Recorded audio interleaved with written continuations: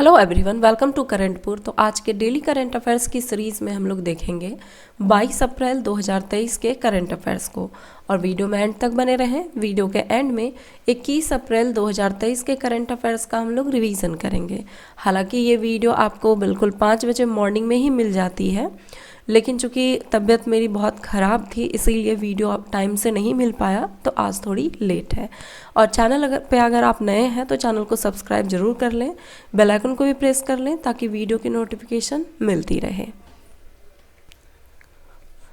Question है पहला कि हाल ही में किसके द्वारा कृषि क्षेत्र में लैंगिक समानता के महत्व पर प्रकाश डालते हुए the states of women in agri food systems शीर्षक से एक रिपोर्ट जारी की है। आंसर है ऑप्शन बी, खाद्य एवं कृषि संगठन द्वारा। हाल ही में खाद्य और कृषि संगठन FAO ने कृषि क्षेत्र में लैंगिक समानता के महत्व पर प्रकाश डालते हुए the states of women in agri food systems शीर्षक से एक रिपोर्ट जारी की है। एग्री फूड सिस्टम्स महिलाओं और पुरुषों दोनों का एक प्रमुख नियोक्ता है। वैश्विक स्तर पर 36% कामकाजी महिलाएं 38% कामकाजी पुरुषों के साथ कृषि खाद्य प्रणालियों में कार्यरत है। विश्व स्तर पर मत्स्य पालन और जलीय कृषि प्राथमिक क्षेत्र में सभी श्रमिकों में से 21% महिलाएं हैं। 22 अप्रैल को कौन सा दिवस मनाया जाता है? आंसर है ऑप्शन सी, पृथ्वी दिवस। विश्व स्वास्थ्य दिवस ये मनाया जाता है 7 अप्रैल को। विश्व मलेरिया दिवस मनाया जाता है 25 अप्रैल को। और विश्व बौद्धिक संपदा दिवस मनाया जाता है 26 अप्रैल को।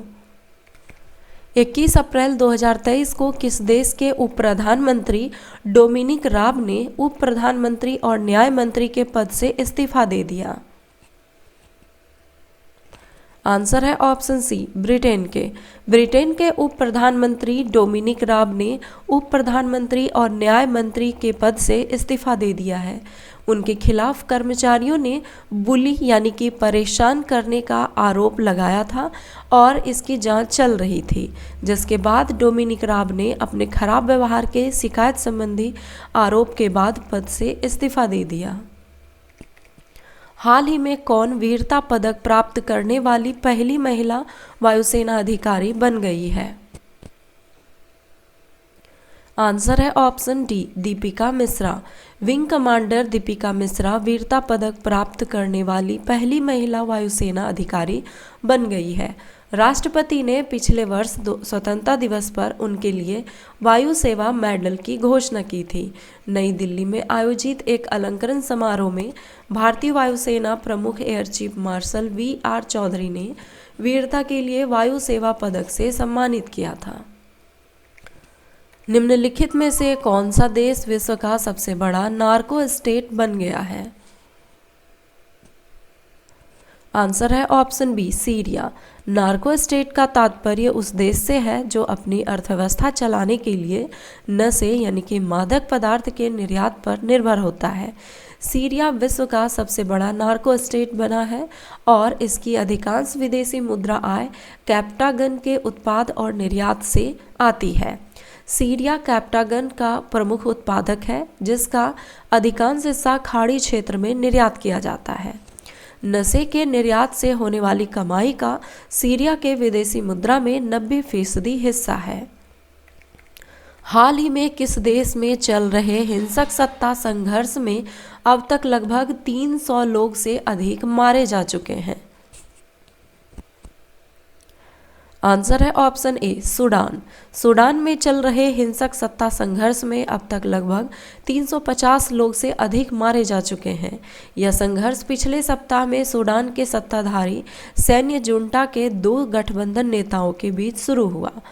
खार्तूम और दारफूर में सेना और अर्धसैनिक त्वरित सहायक बल RSF के बीच शुरू हुई उग्र लड़ाई 3 साल पहले समाप्त हो चुकी थी, लेकिन हाल ही में नई सरकार बनाने के अंतर्राष्ट्रीय दबाव पर असहमति के बाद फिर से संघर्ष शुरू हो गया है। 16वें सिविल सेवा दिवस 2023 के अवसर पर निम्नलिखित में से किसने ई-बुक विकसित Bharat empowering citizens and reaching the last mile का विमोचन किया? आंसर है इसका ऑप्शन बी, प्रधानमंत्री नरेंद्र मोदी ने। प्रधानमंत्री श्री नरेंद्र मोदी ने 21 अप्रैल 2023 को नई दिल्ली के विज्ञान भवन में 16वीं सिविल सेवा दिवस 2023 के अवसर पर सिविल सेवकों को संबोधित किया तथा लोक प्रशासन में उत्कृष्टता के लिए पुरस्कार प्रदान किए। भारत में प्रतिवर्ष राष्ट्रीय सिविल सेवा दिवस 21 अप्रैल को मनाया जाता है। किस राज्य ने प्रधानमंत्री फसल बीमा योजना के सर्वोत्तम कार्यान्वयन के लिए राष्ट्रीय पुरस्कार जीता है?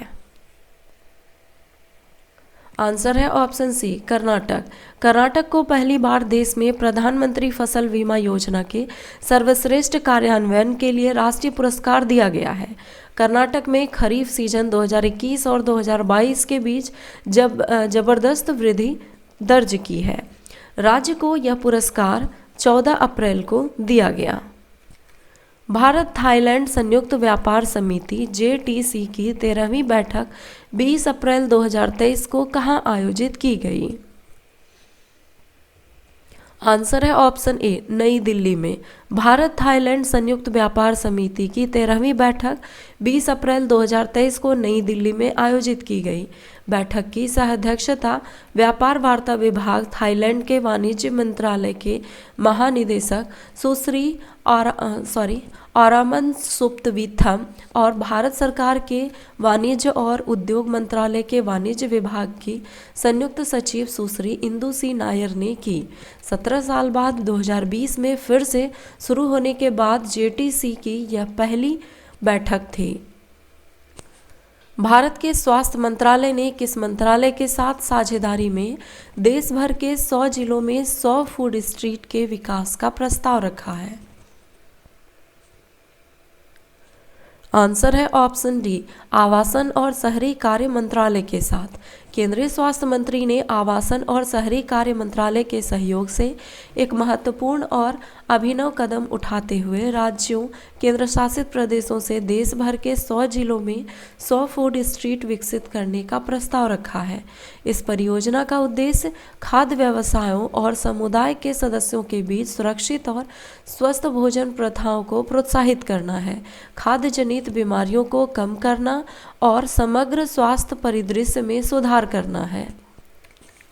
तो चलिए अब देखते हैं 21 अप्रैल 2023 के करंट अफेयर्स को।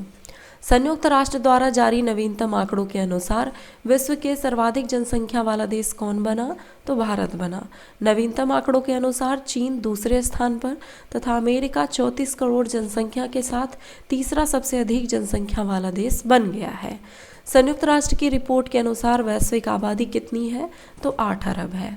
संयुक्त राष्ट्र जनसंख्या कोष UNFPA के state of the world population report 2023 के अनुसार भारत के किस राज्य में अधिकांश जनसंख्या युवा है? आंसर है इसका उत्तर प्रदेश और बिहार। उत्तर प्रदेश और बिहार जैसे बड़े राज्यों की अधिकांश जनसंख्या युवा है, जबकि यहाँ पर केरल होगा, जबकि केरल और पंजाब में सबसे अधिक बुजुर्ग हैं। संयुक्त राष्ट्र जनसंख्या कोष के state of the world population report 2023 के अनुसार भारत के किस वर्गों की हिस्सेदारी सर्वाधिक है?